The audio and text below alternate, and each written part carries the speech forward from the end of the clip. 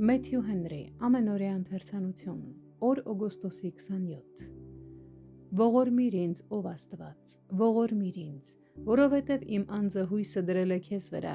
և ես պիտի քո թևերի հովանուն հուսամ, մինչև որ չարիքները անցնեն։ Սաղմոս 57-րդ գլուխ, առաջին խոսք։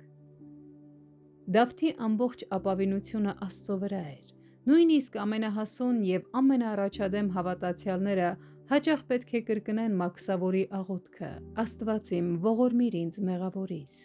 Բայց եթե մեր հոգիները վստահում են Տիրոջը, ապա դա կարող է մեզ վստահություն տալ նույնիսկ մեր ամենածանր վտանգների մեջ, որ մեր դժբախտություններն ի վերջո կանցնեն։ Իսկ մինչ այդ, մենք հավատքով և աղոթքով պետք է նրանում գտնենք մեր ապաստանը։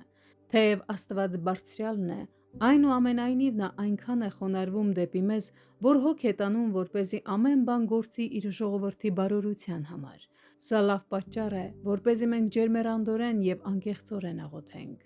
Որ կողմ էլ նայենք այս աշխարհում, չենք գտնի իրական ապաստան կամ օգնություն, բայց կարող ենք մեր հայացքը դարձնել դեպի երկինք և օգնություն սպասել Աստծուց։ Եթե մենք փախել ենք գալիք Աստծո բարկությունից և ապաստան ենք գտել Հիսուս Քրիստոսի մեջ, ապա նա, ով արդեն կատարել է ամեն անհրաժեշտ բան իր ժողովրդի փրկությունը գնելու համար, նաև մեր կյանքում կկատարի այն ամենը, ինչ անհրաժեշտ է, որպեսզի մենք վայելենք այդ փրկությունը։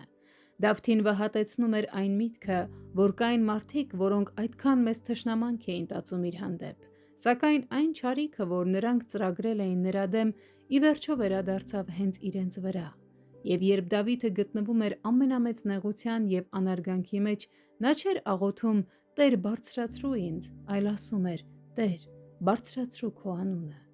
Աղոթքի մեջ մեր ամենամեծ քաջալերությունն ու վստահությունը պետք է բխեն Աստծո փառքից, և երբ մենք Աստծուց ողորմություն ենք փնտրում, պետք է ավելի շատ մտածենք նրա փառքի մասին, քան մեր սեփական հանգստության և բարօրության մասին։